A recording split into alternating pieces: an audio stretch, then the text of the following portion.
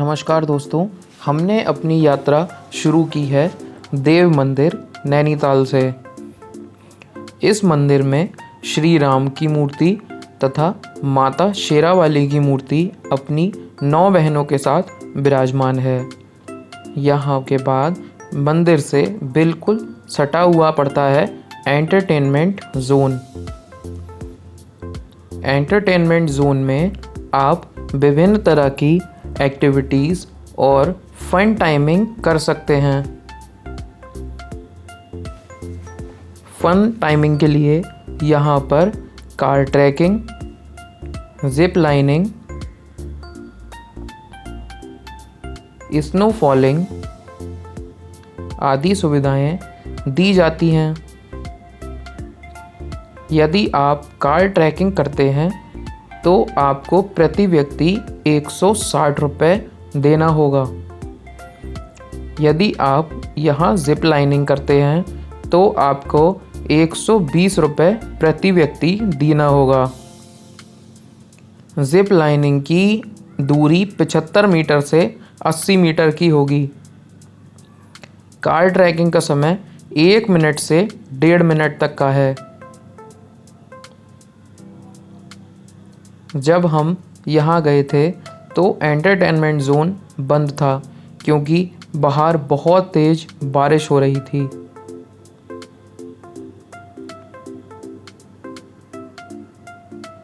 बारिश की वजह से हम ज़्यादा देर एंटरटेनमेंट जोन में नहीं रुक पाए और आगे इको पॉइंट की तरफ बढ़ चले थे। मेरे साथ मेरे फ्रेंड्स थे जिन्होंने मेरी मदद की है इस ब्लॉगिंग को आगे बढ़ाने के लिए। से हाय फ्रेंड्स। अब हम जा रहे हैं इको पॉइंट।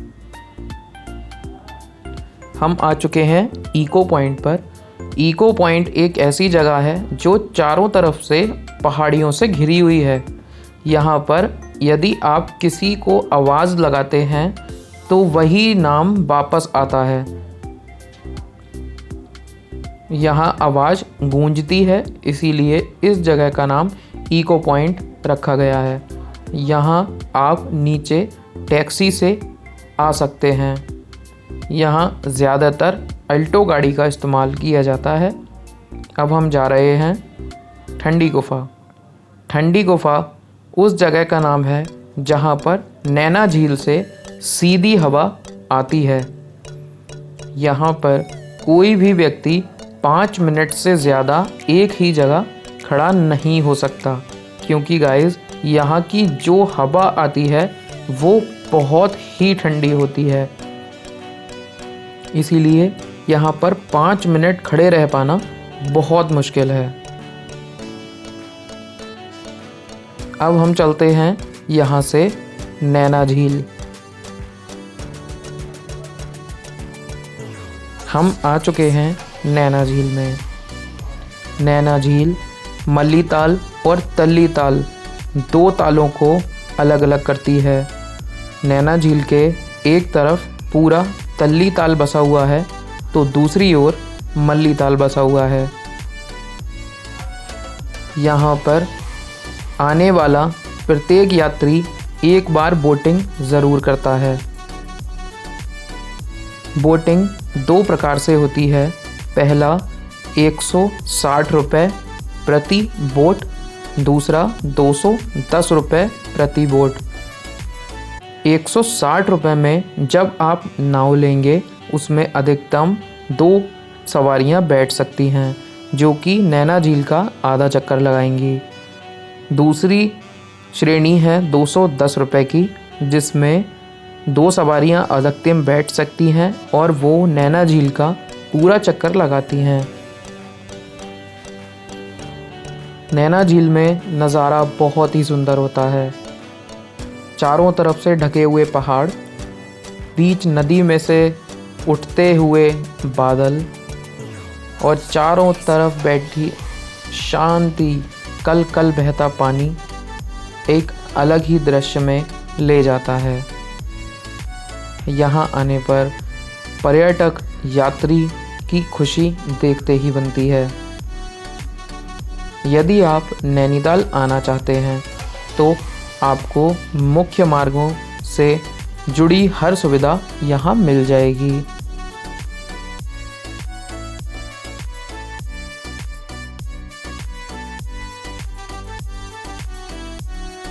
यदि आप बाई बस आना चाहते हैं तो आपको निकटतम बस स्टेशन नैनीताल ही है, जो प्रमुख मार्गों द्वारा जोड़ा हुआ है। यदि आपको बाई ट्रेन आना है तो आप निकटतम रेलवे स्टेशन काठगोदाम आ सकते हैं। वहां से आपको बाय बस या बाय टैक्सी नैनीताल आना होगा। यहाँ का निकटतम एयरपोर्ट पंतनगर एयरपोर्ट है, जहाँ से आपको प्राइवेट टैक्सी या फिर बाई बस यहाँ आना पड़ेगा। नैनीताल तो हर मौसम में वैसे खुला रहता है, लेकिन यदि आप यहाँ घूमना चाहते हैं तो यहाँ पर सर्दियों में बर्फ़बारी देखने हेतु नवंबर से जनवरी के बीच आना बहुत अच्छा है। और अगर आप गर्मियों में आना चाहते हैं तो इसका सबसे उत्तम मौसम मई से जुलाई के बीच रहता है। यहाँ आने वाले सभी पर्यटक नैना झील में ज़रूर बोटिंग करते हैं, क्योंकि नैनीताल में नैना झील में बोटिंग करने का अपना अलग ही मज़ा है। चारों तरफ से बादल घिरे होते हैं, लगता है मानो नदी से ही बादल बन रहे हैं।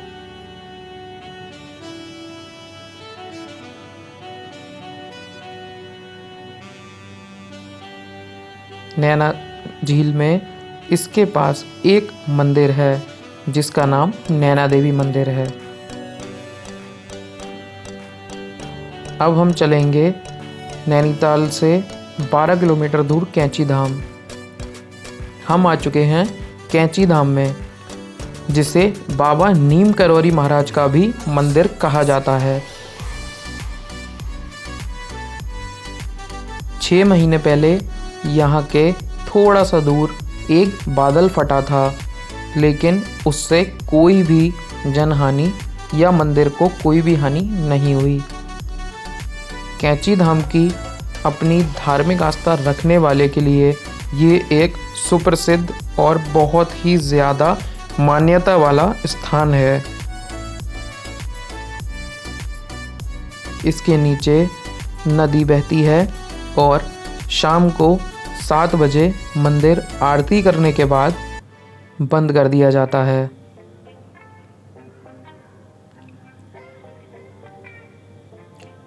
यहाँ पर देवी देवताओं की मूर्ति के साथ बाबा नीम करौरी महाराज की मूर्ति भी स्थापित है।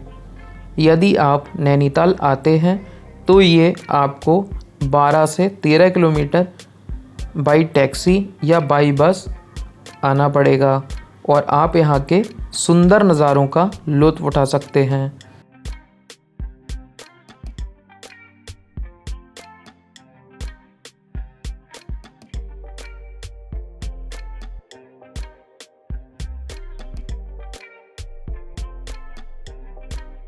हम आ चुके हैं गोलू देवता मंदिर में, जहाँ पर विवाह मूवी की शूटिंग हुई थी। गोलू देवता मंदिर नैनीताल के प्रसिद्ध मंदिरों में से एक माना जाता है। यहाँ पर ज़्यादातर लोग अपनी मन्नत मांगते हैं, घंटियाँ चढ़ाते हैं और घंटे या घंटियों में अपनी पर्ची लगाते हैं, जिस पर वो अपनी मनोकामना लिखते हैं। आप देख सकते हैं ये वो जगह है जहाँ पर विवाह मूवी की शूटिंग करते समय शाहिद कपूर के जूते खो जाते हैं। आगे बढ़ते हैं। यहाँ पर मन्नत मांगी जाती है और ये मान्यता है कि यदि आप अपनी मनोकामना एक पर्ची में टांग देते हैं घंटी में बांधकर, तो आपकी वो मनोकामना पूर्ण हो जाएगी। यहाँ पर पूरा मंदिर घंटियों से ढका पड़ा है। बहुत ज़्यादा कोशिश करने के बाद हम यहाँ तक पहुँचे थे। यहाँ पर आना ज़्यादा कठिन तो नहीं है, पर इस जगह के बारे में ज़्यादातर लोगों को जानकारी नहीं है।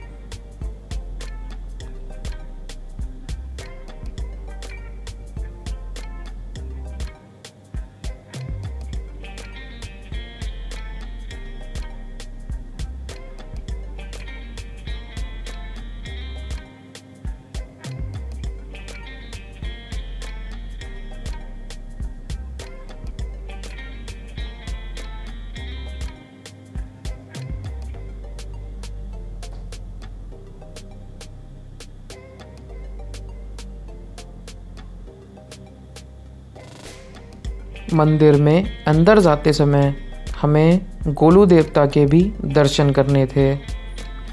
वहाँ पर मोबाइल या कैमरा अलाउड नहीं है, इसीलिए बहुत कोशिश के बावजूद हमने सिर्फ एक झलक गोलू देवता की ली है, जिससे आप लोगों के लिए हम गोलू देवता के दर्शन घर बैठे करा सकें।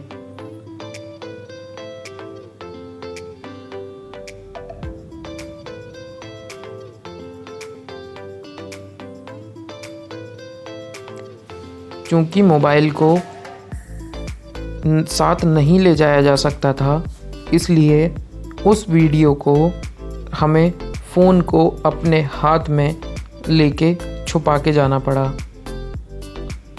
लेकिन फिर भी आप सबके लिए और गोलू देवता के दर्शन घर बैठे कराने के लिए हम ये रिस्क भी ले चले थे।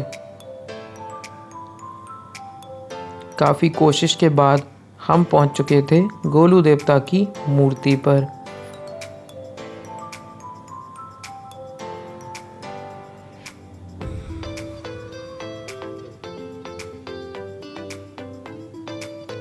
यहाँ पर एक लंबी लाइन थी, लेकिन हम आए हैं और पहुंच रहे हैं गोलू देवता मंदिर पर। बहुत मुश्किल से जूम करके हमने ये दर्शन किए। अब हम जा रहे हैं टी गार्डन में। हम आ चुके हैं टी गार्डन। कोविड-19 के चलते इसे बंद कर दिया गया था, जहां पर कोई भी टूरिस्ट अलाउड नहीं है। अगर आप सादा दिनों में यहां आते हैं तो आपको 40 रुपये प्रति व्यक्ति देने होंगे। हमने बहुत कोशिश की, लेकिन हमें अंदर नहीं जाने दिया गया। सरकार की तरफ से निर्देश थे, लेकिन फिर भी हमने वहाँ के दरवाजे से द्वारा और चाय के बागान की खेती के बराबर में जो कपड़े लगे थे उसके द्वारा भी वहाँ की जितनी भी वीडियो ली जा सकती थी उसे लेने की भरपूर कोशिश की। यहाँ से चाय की पत्तियों को तोड़कर उन्हें बहुत साफ करके चुना जाता है और फिर उनसे पत्ती बनाई जाती है।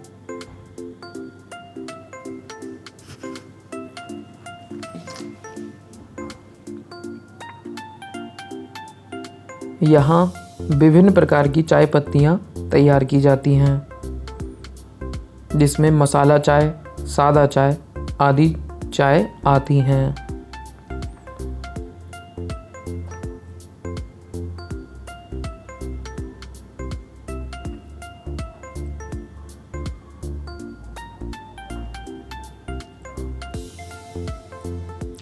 चाय की पत्ती के बाद हम जा रहे हैं एप्पल गार्डन।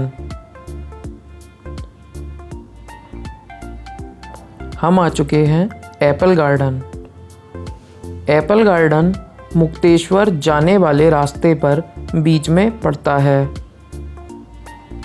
मुक्तेश्वर जाने वाले रास्ते पर 10 रुपये की पर्ची कटाने के बाद आप एप्पल गार्डन अंदर से घूम सकते हैं। एप्पल गार्डन 55 एकड़ में फैला हुआ है। यहाँ पर आपको पैदल ट्रैकिंग करनी होगी।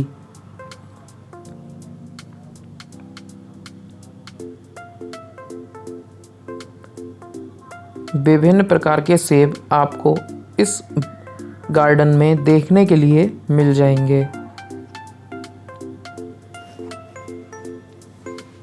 क्योंकि हम ऊपर जा रहे थे इसलिए ट्रैकिंग करना बहुत मुश्किल हो रहा था। जैसे जैसे हम ऊपर बढ़ रहे थे वैसे वैसे थकान और सांस फूल रही थी। एप्पल गार्डन बहुत ही ऊंचाई पर स्थित था और यहाँ पर जितना ऊपर आप जा सकते हैं जा सकते थे, लेकिन आपको करनी थी पैदल ट्रैकिंग।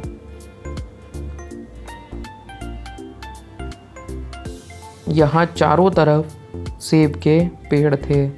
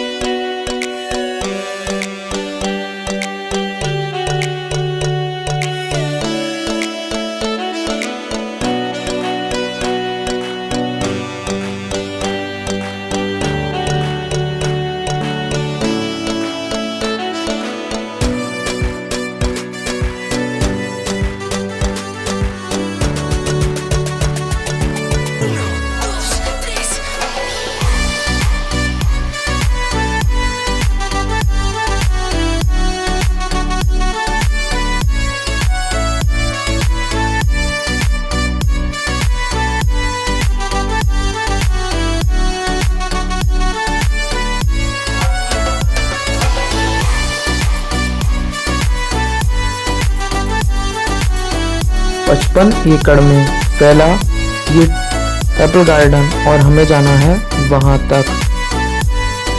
थकान की वजह से हमें जगह जगह बैठना पड़ा, लेकिन फिर भी हमने पूरा एप्पल गार्डन को कवर किया और आपको घर बैठे एप्पल गार्डन दिखाने की पूरी कोशिश की है।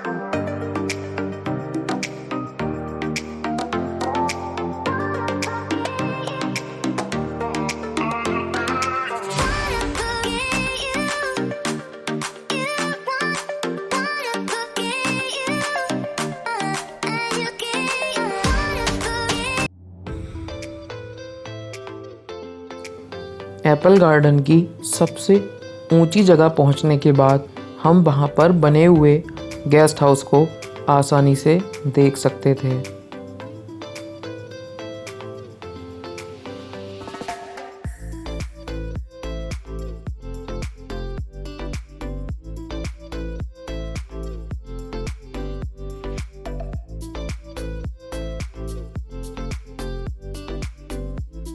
यहाँ घूमने के बाद अब हम जा रहे हैं मुक्तेश्वर धाम। मुक्तेश्वर धाम नैनीताल से 45 से 50 किलोमीटर की दूरी पर स्थित है। यहाँ भी आपको पैदल ट्रैकिंग ही करनी होगी। मुक्तेश्वर धाम पहुँचने के बाद आप पैदल सीढ़ियाँ चढ़कर भगवान शिव के दर्शन कर सकते हैं। रास्ते में मौसम बहुत ही सुहाना था और जितना एप्पल गार्डन में हम थके थे, यहाँ की सुंदर हवाएं उन थकान को मिटा चुकी थीं।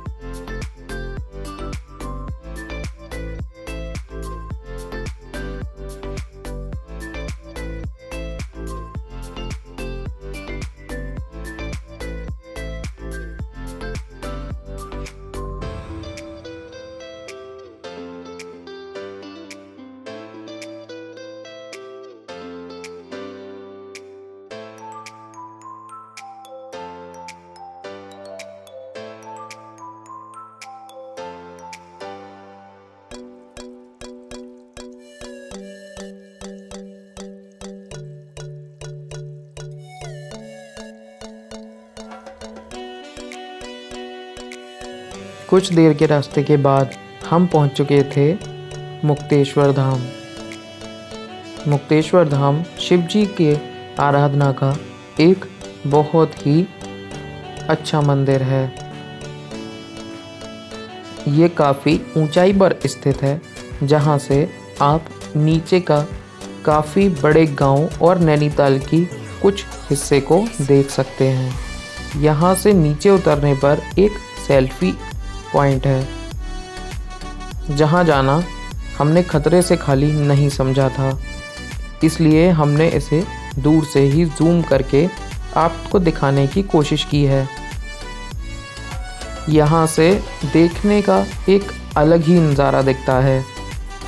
यहाँ से बैठकर कुछ भी देखना खुद में एक आनंद की अनुभूति देता है। जब हम नीचे उतर रहे थे तब हमने अपने जूता स्टैंड के पास एक मोबाइल पड़ा हुआ देखा। हेलो गाइस, मैं आया था मुक्तेश्वर टेंपल, तो इसी का ये फ़ोन रह गया नोकिया मोबाइल रखा अपना। तो इसमें जो लास्ट वाली कॉल थी वो मैंने फ़ोन किया है, शायद वो यहाँ आ रहे होंगे, तो देखते हैं आगे क्या होता है इसका फ़ोन। ये हैं वो भैया जिनका फ़ोन छूट गया था, तो मैंने अभी रिटर्न कर लिया। भैया लखनऊ से हैं और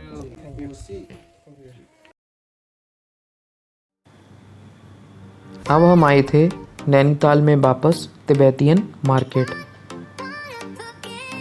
जिस दिन हम नैनीताल पहुंचे थे उस दिन वहां की मार्केट ज़्यादातर क्लोज्ड थी, लेकिन रास्ते में बैठने वाले कुछ दुकानदार सिर्फ वहां बैठे हुए थे।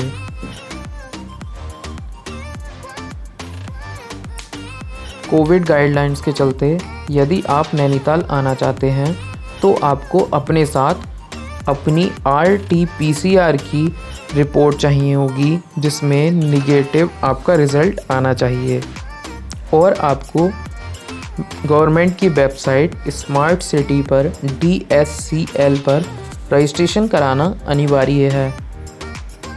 साथ ही हमारे चैनल को सब्सक्राइब करिए, वीडियो को ज़्यादा से ज़्यादा लाइक कीजिए और बने रहिए हमारे साथ।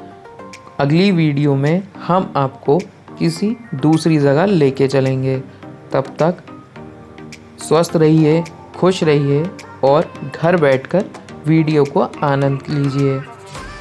यदि आप हमारे चैनल पर नए हैं तो कृपया इसे सब्सक्राइब करें। वीडियो को ज़्यादा से ज़्यादा शेयर करें, लाइक करें और यदि मुझसे कोई भी जानकारी इसमें चाहते हैं तो आप कमेंट सेक्शन में अपने रिव्यू ज़रूर बताएं। हमें इंस्टाग्राम पर भी आप फॉलो कर सकते हैं।